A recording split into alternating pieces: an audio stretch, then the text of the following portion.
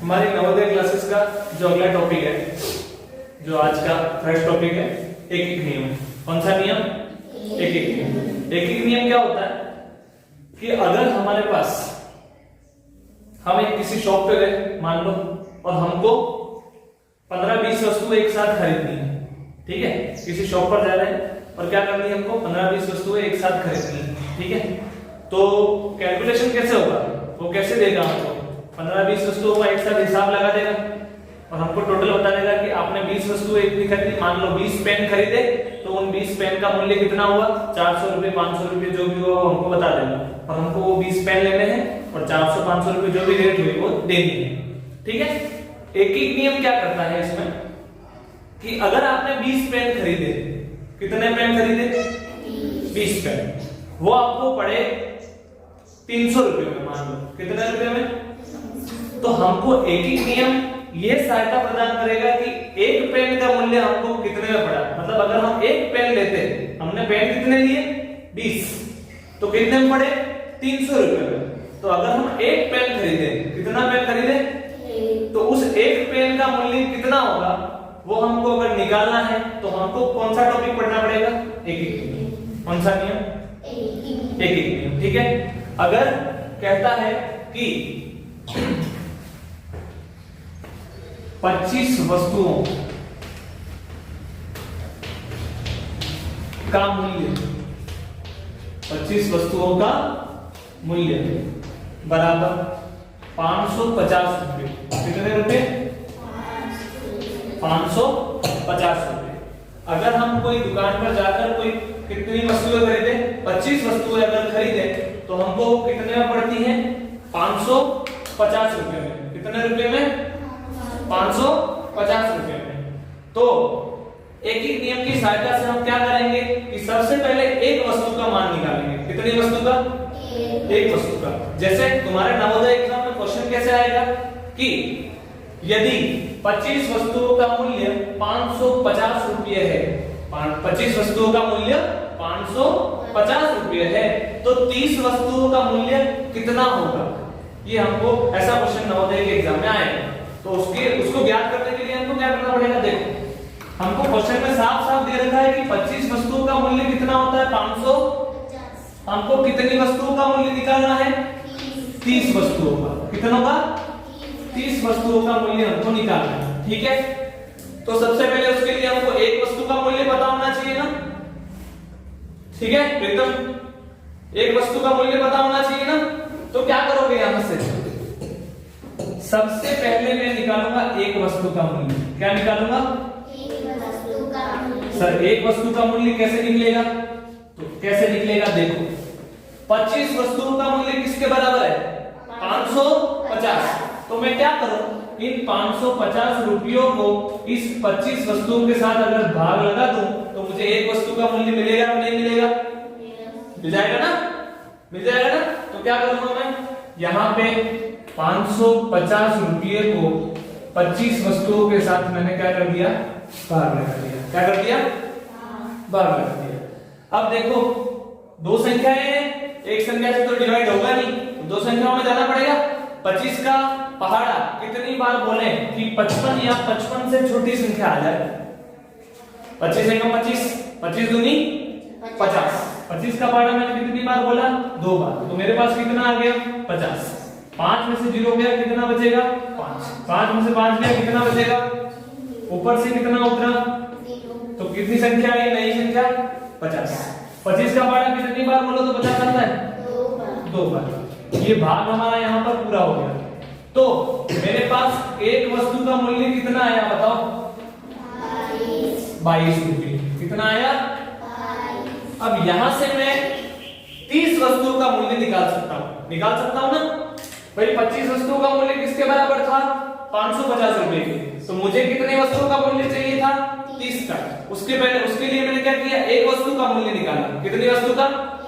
Sir एक वस्तु का मूल्य कैसे निकलेगा? तो जो टोटल रुपये दे रखे हैं और जो वस्तुएं हैं उनसे दोनों को भाग लगा दो, तो एक वस्तु का मूल्य आ गया। कितना आ गया? 22 रुपये। कितना आ गया? अब 30 वस्तुओं का मूल्य मैं निकाल सकता हूं नहीं निकाल सकता हूं? बोलो। निकाल सकते हैं ना? 30 वस्तुओं का मूल्य बराबर कितना हो जाएगा 30 इंटू 22 होगा कि नहीं होगा 30 इंटू 22 30 का गुणा 22 से कर दो अगर 22 का पहाड़ा आता है तो डायरेक्ट हो जाएगा देखो 22 का पहाड़ा 0 बार बोलूंगा तो कितना आएगा 22 का पहाड़ा 3 बार बोलेंगे कितना आएगा 22 एकम 22 22 दूनी 44 22 दिया 66 66 तो 30 वस्तुओं का मूल्य मेरे पास कितना आ जाएगा 660 रुपये। बोलो क्वेश्चन समझ में आया कि नहीं आया इस टाइप का क्वेश्चन आपका आएगा एग्जाम में ठीक है अगर 25 वस्तुओं का मूल्य 550 रुपए है तो 30 वस्तुओं का मूल्य निकालो तो सबसे पहले क्या करोगे 25 वस्तुओं का मूल्य दे रखा है तो उसके लिए कितने वस्तुओं का मूल्य निकालोगे एक वस्तु का मूल्य एक वस्तु का मूल्य कैसे निकलेगा 550 को 25 से भाग लगाओगे तो उत्तर कितना आया मेरे पास 22 रुपए कितना आया ये एक वस्तु का मूल्य कितनी वस्तु का मूल्य है और हमको निकालना कितनी वस्तुओं का मूल्य है 30 वस्तुओं का तो 30 का गुणा लास्ट में किससे कर दोगे आप 22 के साथ तो कितना उत्तर आ गया 660 रुपए आया समझ में यही कहता है एक एक नियम नाम से ही स्पष्ट है एक एक नियम मतलब एक एक करके अलग अलग वस्तुओं का मूल्य निकाला जाता है इसमें नाम से स्पष्ट है ना एक एक नियम का मतलब एक एक को जब तुम तोड़ोगे इस एक एक शब्द को तोड़ोगे तो एक प्लस एक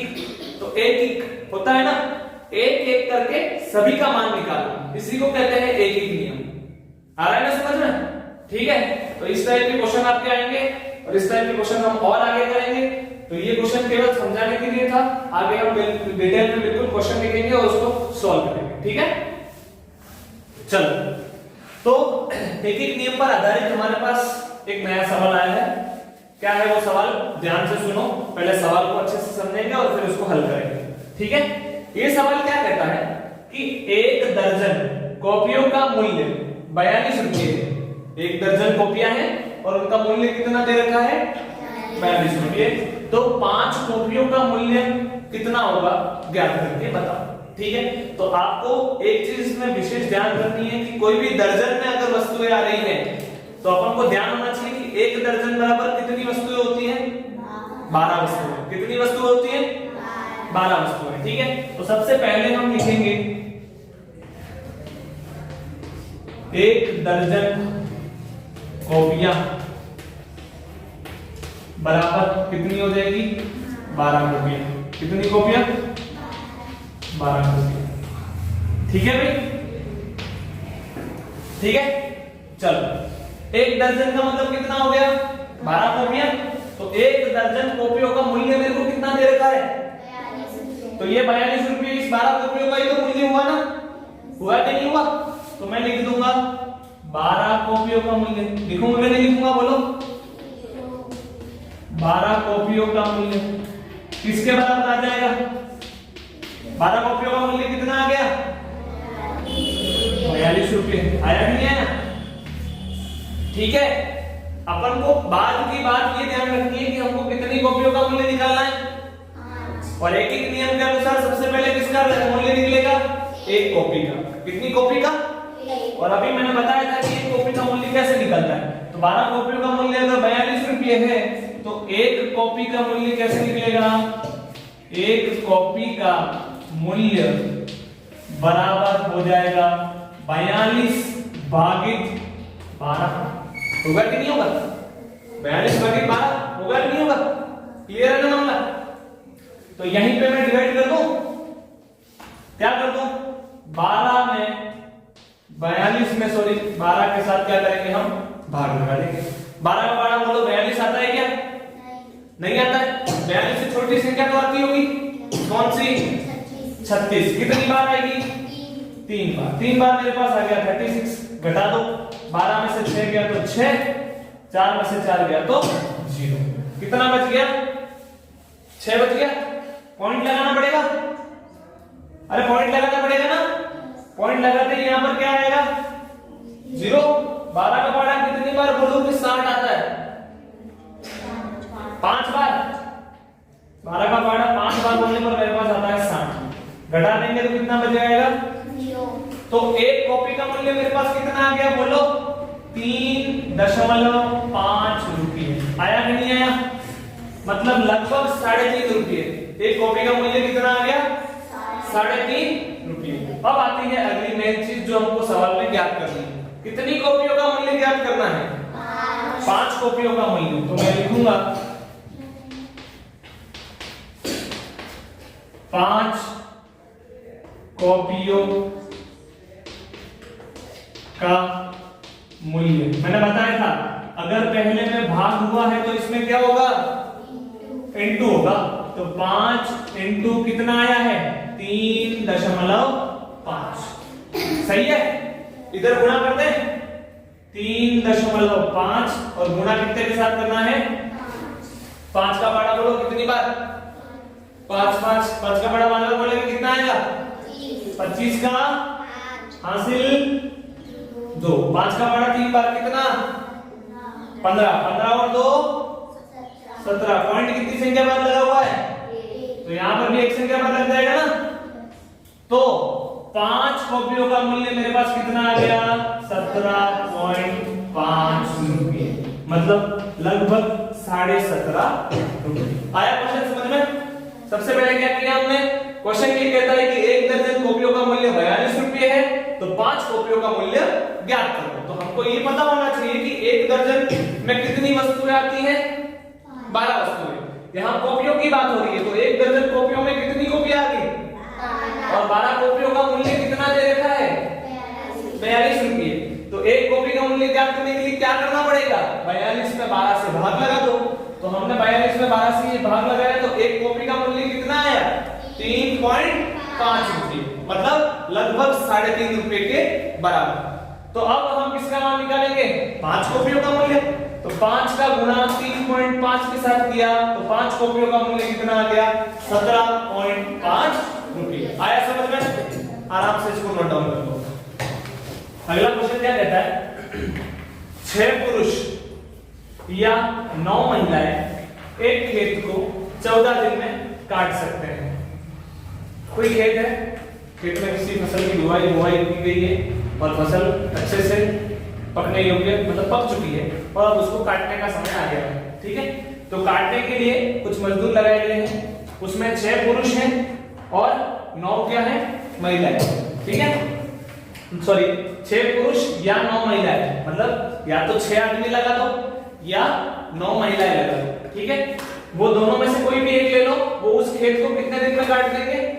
14 दिन में। तो कितने दिनों में? 14 दिन। अगर हम बात करते हैं कि अगर उसी खेत को 2 पुरुष और 4 महिलाएं, मजदूर कम कर दिए हमने। ठीक है? 2 पुरुष और कितनी महिलाएं कर दी? 4 महिलाएं। वो दोनों मिलकर कितने दिनों में काटेंगे? पहले क्या था? 6 पुरुष और 9 महिलाएं। दोनों में से कोई एक ले लो। दोनों में से कोई एक लेंगे तो वो उस खेत को कितने दिनों में काट देती है? 14 दिनों में। तो अगर मैं क्या करूं? उस खेत को काटने के लिए मजदूरों की संख्या में थोड़ी कमी कर दूं। क्या कर दिया मैंने? 2 पुरुष और कितनी महिलाएं ले ली? 4 महिलाएं। तो वो दोनों मिलकर उस खेत को कितने दिनों में काटेंगे? ये आपको पता है। ठीक है? अब देखो क्वेश्चन से स्पष्ट है। पहले क्या कह रहा है फर्स्ट लाइन में? 6 पुरुष या 9 महिलाएं। या तो तुम 6 पुरुष ले लो या क्या ले लो? 9 महिलाएं। मतलब कहने का मतलब ये हुआ कि 6 पुरुष जितना कार्य करेंगे उसके बराबर ये 9 महिलाएं काम करेंगी। करेंगी कि नहीं करेंगी? बोलो। 6 पुरुष अगर 14 दिन में काट देंगे तो 9 महिलाएं भी कितने दिनों में काट देंगी? बोलो। 14 दिन में। कितने दिन में? 14 दिन। ठीक है? तो यहां से मेरे को एक चीज मिलती है। अगर मैं इसकी मजदूरों की संख्या में थोड़ी कमी कर दूं, ठीक है, या इसको मैं किसी एक पहाड़े के साथ में काट दूं 6 या 9 को। ऐसा कौन सा पहाड़ा है जिसमें 6 और 9 दोनों आ जाता है? 3 का पहाड़। 3 के पहाड़े में 6 कितनी बार आ जाता है? 2 बार। 3 के पहाड़े में 9 कितनी बार आ जाता है? 3 बार। तो अगर मैं 3 के पहाड़े को 3 का पहाड़ा बोलूं तो 6 कितनी बार आ जाएगा? 2 बार।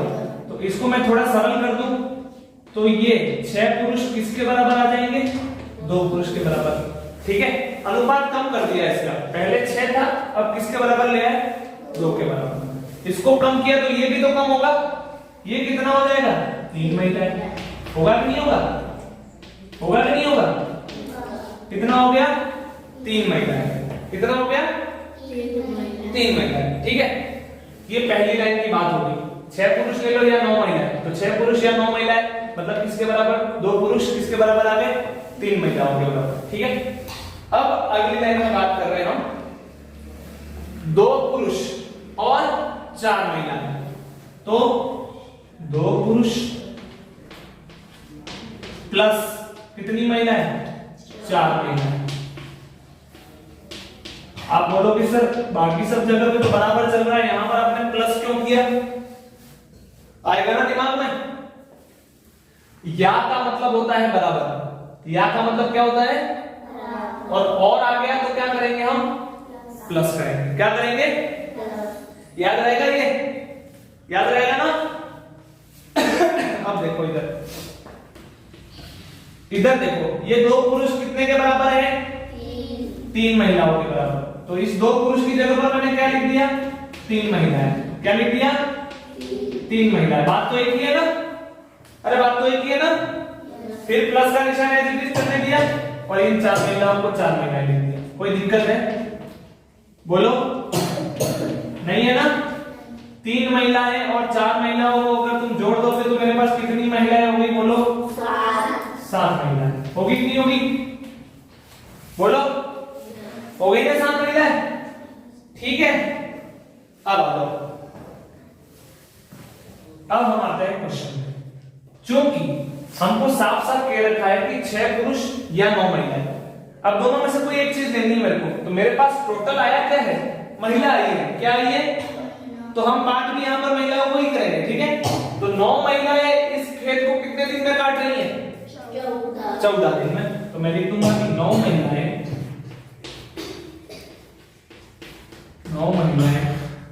खेत को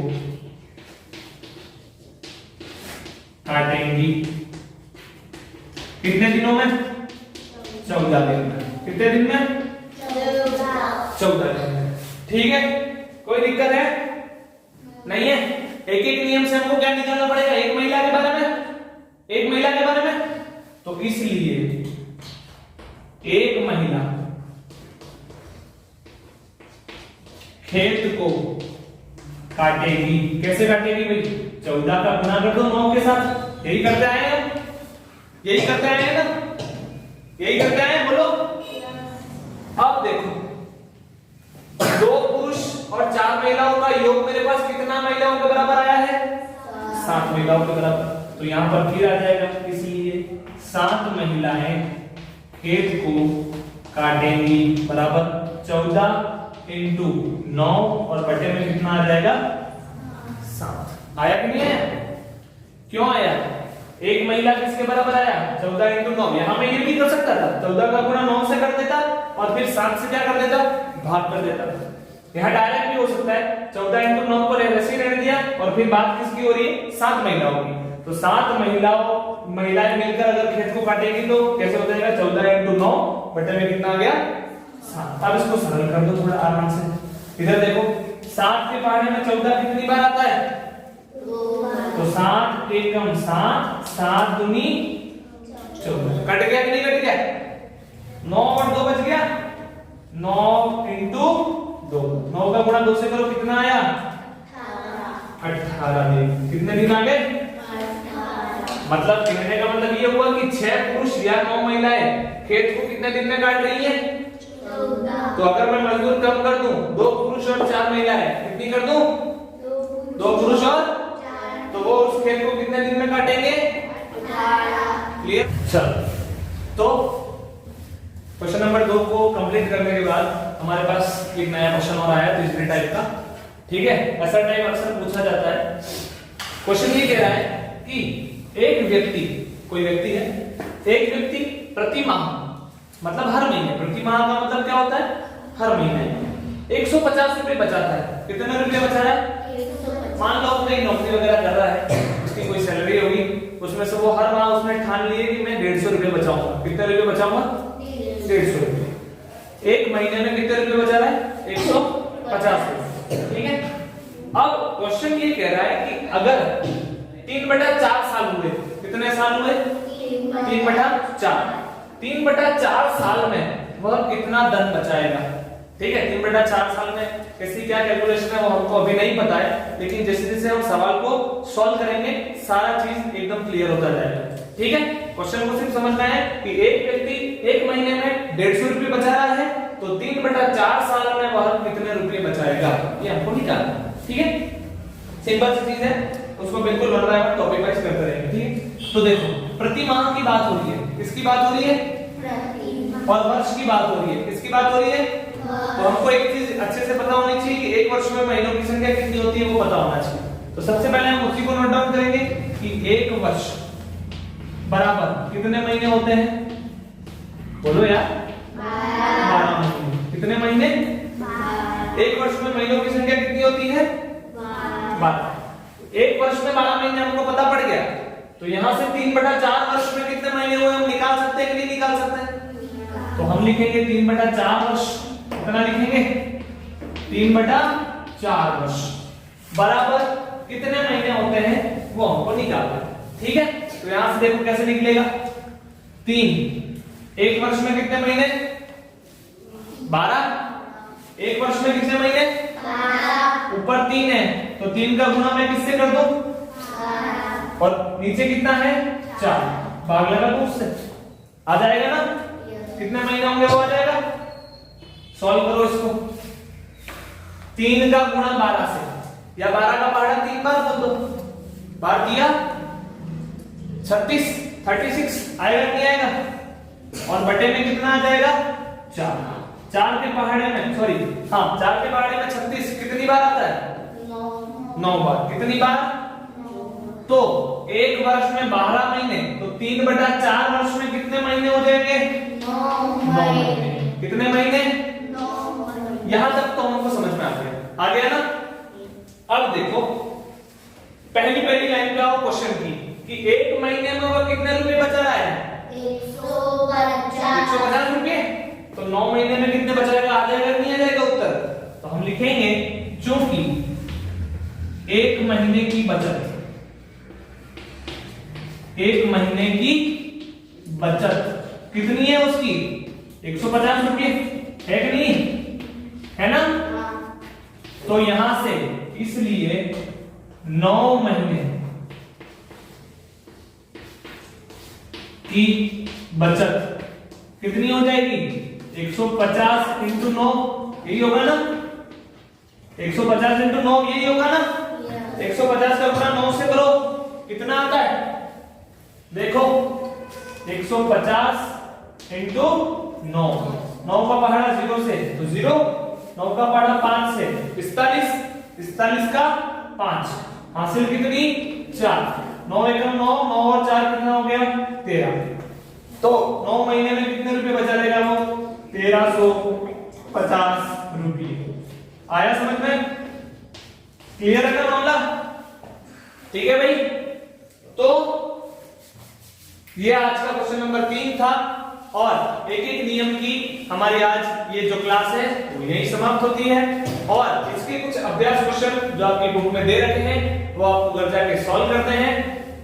ठीक है, और आप सबसे यही आशा है कि ये जो विद्यालय की तरफ से आपको क्लासेस प्रोवाइड करवाई जा रही हैं उसको आप अच्छे से रीड करेंगे और इस नए वर्ष में आपके जो नवोदय का जो आपका एम है, जो आपका गोल है, जो उद्देश्य आप दिमाग में लेकर पढ़ रहे हो वो सफल हो जाए। यही मंगल कामनाओं के साथ, थैंक यू।